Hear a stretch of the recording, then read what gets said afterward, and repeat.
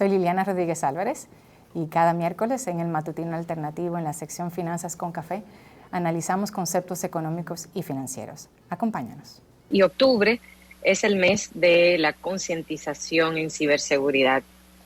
Y quiero destacar la noticia que compartió antes de ayer el Banco Central de la República Dominicana, de que han iniciado el primer diplomado para periodistas y comunicadores en ciberseguridad, para que a través de ellos se pueda promover una cultura de seguridad de la información y de protección de datos. Es organizado por el Banco Central y se hace en colaboración con instituciones nacionales vinculadas a los temas de seguridad, de protección y gestión de datos y de prevención de ciberdelitos. Y es que importante destacar esta noticia, quise resaltarla porque educar en estos riesgos es de suma importancia. ¿Por qué? Porque la criminalidad se está moviendo a Internet.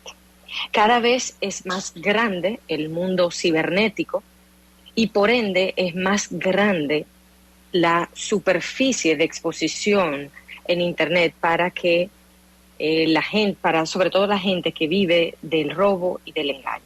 Entonces, ya se habla de que el ciberdelito o ha sobrepasado o está a punto de sobrepasar los millones de dólares, más de 500,000 millones de dólares anualmente, y de sobrepasar esas ganancias obtenidas a través del delito del narcotráfico. A ese nivel es que estamos. Entonces, de los elementos que se evalúan siempre en cada país es que pueda contar con una estrategia nacional de ciberseguridad, que cuenten con un centro de emergencia cibernética, de que se haya firmado la Convención de Budapest, entre otros, pero también de que se cree esta cultura de ciberseguridad. Entonces, resalto esta noticia del diplomado en ciberseguridad para relacionarlo además con eventos recientes, de los cuales hablamos la semana pasada, como usted bien decía, doña Carmen, y se ha estado hablando durante todos estos días, y preguntarnos qué tienen en común el ciberataque y la estafa piramidal. Y lo común es lo humano, que es el elemento más vulnerable en ambos mundos, el elemento humano. Y el cibercrimen más común es el phishing, que son aquellos mensajes de texto, correos o llamadas que recibimos de atacantes donde ofrecen trabajo inmediato, una recompensa inmediata, de dinero rápido, o una alarma porque algún familiar está herido, y respondemos a esto ofreciéndole a los atacantes informaciones personales o bancarias, y así le abrimos la posibilidad de que ellos puedan cometer engaños y robos. Entonces, igual que con este caso, con el cibercrimen, igual ocurre con las estafas piramidales, que ofrecen una elevada recompensa en un corto tiempo y las personas responden a eso, sacando incluso sus ahorros de entidades autorizadas y supervisadas para llevarlos a estos esquemas. Entonces, ese elemento humano, que es el más vulnerable, es el que yo opino que debemos de incidir a través de la educación, que la educación sea permanente y que el objetivo sea la creación de esa cultura de prevención de riesgos, que va a permitir esto de que al final las personas se detengan a cuestionarse e identificar señales de alerta. Entonces, esto me lleva al segundo tema de las finanzas con café, doña Carmen, de hoy, del 5 de octubre, y es que por la historia, los ciberataques y las estafas piramidales, pues no se limita a los grupos de escasos recursos, porque hemos visto en la historia que hay profesionales, empleados, deportistas, artistas, que han caído en estos esquemas, tanto del phishing como también de estafas piramidales. Pero hay muchos que caen en esta trampa porque la realidad es que lo que hay detrás es que no logran dormir de todas las deudas que tienen y no saben cómo salir. Ya sea porque sus ingresos no les alcanzan o porque simplemente quizás comparándose con los demás se metieron en una deuda que no debían Y pues nada, el sueño es, o sea, caen en esa carnada por un sueño. Es como igual que con la loto. O sea, jugamos en la loto por un sueño de poder tener un golpe de suerte y poder salir de estas deudas. Entonces, cuando llega un mensaje al celular de que te tengo un trabajo rápido, responde a este mensaje accediendo a este enlace, o nos llega un correo electrónico de un usuario desconocido, pero nos dicen que nos están ofreciendo ganar un dinero rápido, pues es la perfecta carnada para resolver estos problemas, las deudas. Entonces, he querido recordar 2 métodos de saldar deudas que se llama, uno, el método bola de nieve, y el segundo, que es método avalancha. Y sobre el primer método, si desean muchas más informaciones, que no nos darán tiempo a traer en lujo de detalles en esta sección, pero si quieren más información sobre esto, pueden buscar el libro La transformación total de su dinero de Dave Ramsey, que es quien creó ese método bola de nieve. Sus nombres ya dan indicios de cómo se hace para reducir esas deudas y cómo ir saldando esas deudas. Con el segundo método, el de avalancha, hay un mayor ahorro de dinero a largo plazo porque se sale de las deudas más costosas adelante, pero puede tomar más tiempo. Sin embargo, con el primer método, el de bola de nieve, se va reduciendo rápidamente la cantidad de deudas, comenzando por la más pequeña hasta la más grande. Entonces, ¿cómo hacerlo? Entonces, en ambos casos, lo primero es hacer un cuadro con todas las deudas de menor a mayor o de mayor a menor, como mejor le parezca. Y que se coloca en un cuadro. ¿Qué vamos a colocar en este cuadro? El nombre de la entidad, el balance adeudado, la fecha de vencimiento y el pago mínimo mensual. Importante mencionar esto último, lo del pago mínimo mensual. ¿Por qué? Porque no vamos a dejar de pagar el mínimo de una deuda por saldar otra. Hay que pagar el mínimo, y eso es vital, sobre todo para no generar gastos por mora, que aumenten todavía más las deudas, y además evitar que afecten el historial crediticio. Además que hay que tomar en cuenta siempre que dentro de esta relación de deudas que tenemos o compromisos en el mes, no podemos afectar nada que vaya con la estabilidad del hogar, de la familia, o sea, nada con dejar de pagar un alquiler o la alimentación, la educación, ¿no? O sea, que esas partidas hay que cubrirlas, eso sin duda alguna. Pero luego de que nosotros tenemos ese cuadro, y ese es un primer paso y un gran paso, porque muchas veces las personas que pues, en el día a día que me comentan un tema de sus deudas, no saben ni siquiera a cuánto ascienden sus deudas, y no tienen una relación clara o no tienen una visión, un panorama claro. O sea que lo primero es tener claro a cuánto ascienden las deudas y en cada lugar. Entonces, luego identificar de qué partida de nuestro presupuesto vamos a poder recortar los gastos o de qué forma puedo obtener nuevos ingresos para ir teniendo un ahorro cuyo destino sea saldar esas deudas. Es decir, que aparte de hacer el pago mínimo mensual de todas esas deudas, yo voy a ir ahorrando un monto para pagos adicionales, un ahorro que venga o de una reducción de gastos o de un aumento en los ingresos, para que ese ahorro yo lo pueda ir abonando o a la deuda más pequeña, si tomo el método bola de nieve, o a la deuda más costosa, si tomo el método avalancha. Entonces, así, el dinero que ya no vas pagando de la primera deuda que ya saldaste, la vas entonces trasladando a la siguiente deuda.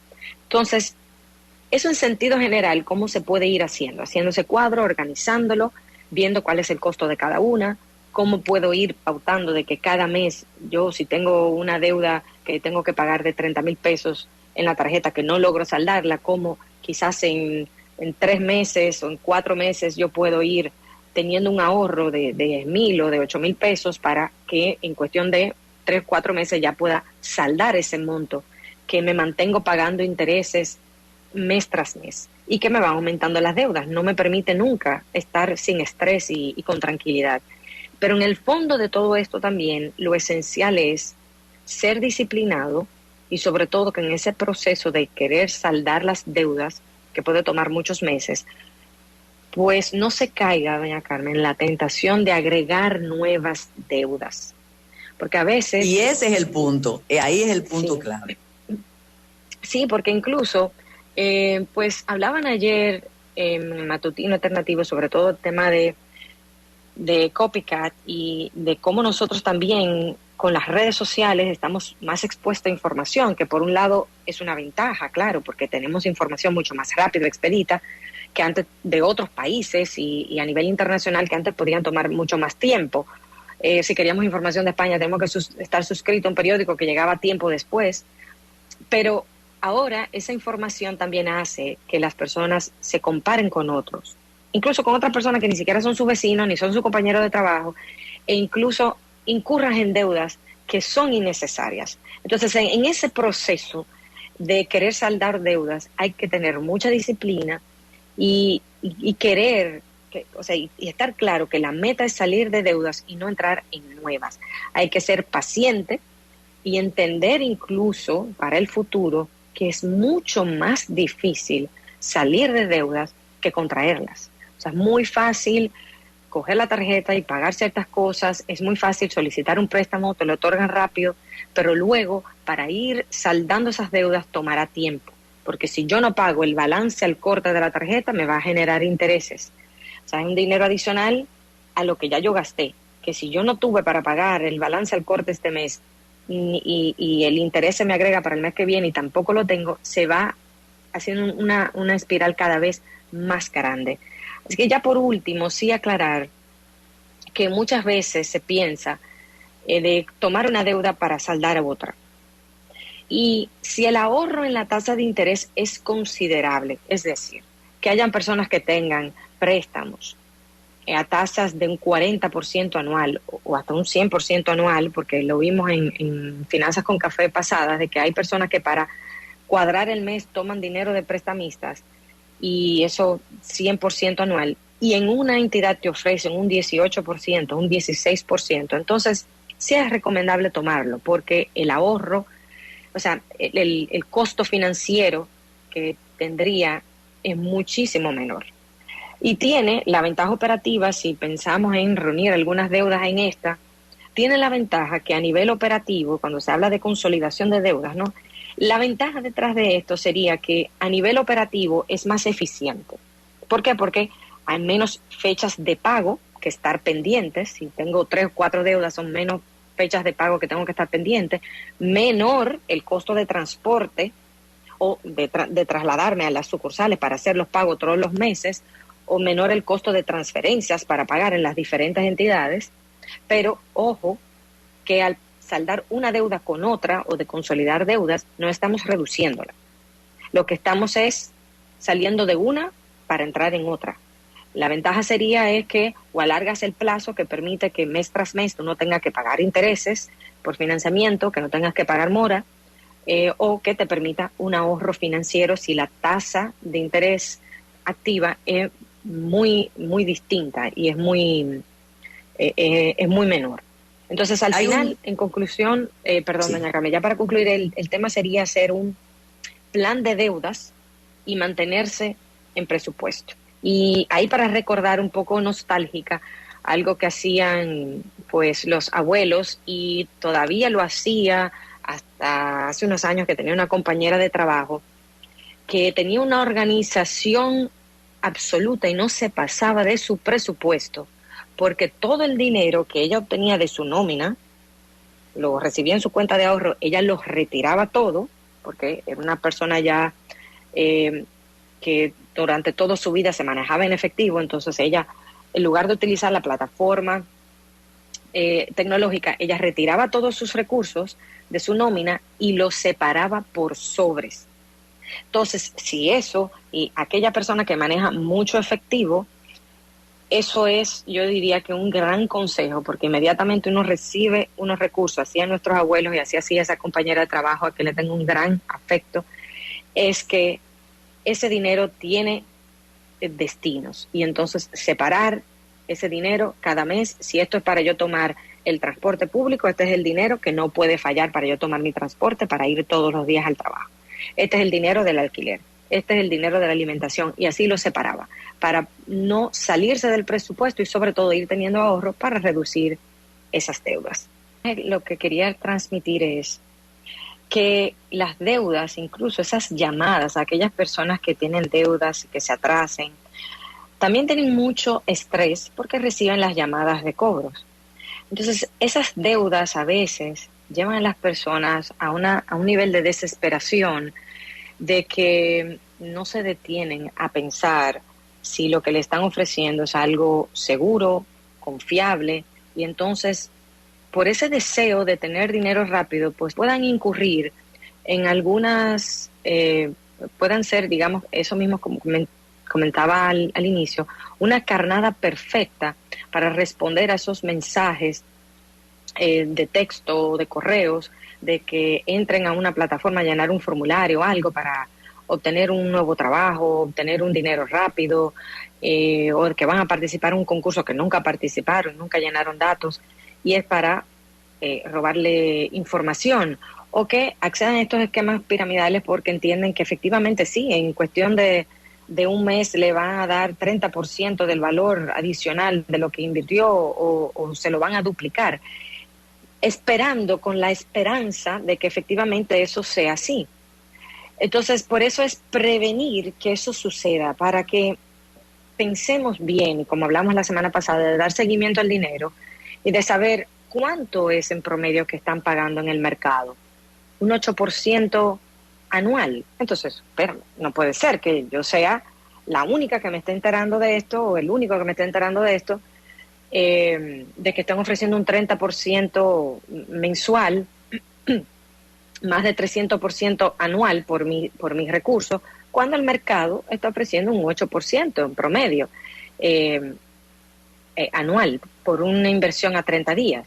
Entonces, yo creo que el tema, y por eso decía en general un esquema piramidal, porque pueden haber otros a nivel nacional que no estemos enterados, pueden haber otros más pequeños incluso a nivel familiares. Entonces, lo importante es crear conciencia, crear una cultura de prevención de riesgos, que las personas sepan dónde ir a llevar sus recursos, que estén seguros. Porque, como decía, al final uno trabaja mucho, obtiene ciertos ahorros, que esos ahorros permiten que uno pueda tener una retribución, eso es un ingreso adicional. Por uno tener un dinero colocado durante un tiempo, le van a dar un dinero de vuelta y sería un ingreso adicional, es una inversión. Por eso hay muchas personas también que invierten en viviendas, ya sea en el casco urbano o en la zona turística, para poder alquilarlo, porque entonces eso se convierte en un activo, un dinero en el que uno lo alquila y uno puede obtener una retribución de vuelta. O sea que al final el mensaje es que hay que prevenir llegar hasta ese punto, como mediante el tema de crear una cultura, de educación, llevar su presupuesto y de ir reduciendo sus deudas, sobre todo para no caer en esa desesperación de tener un dinero rápido y perderlo todo. De ese dinero que tenías ahorrado en una entidad que te daba un dinero y te daba una garantía, pues llevarlo a un lugar donde no tienen ninguna garantía. Gracias por escucharnos. No dejes de suscribirte al canal de YouTube y seguirnos en nuestras redes sociales.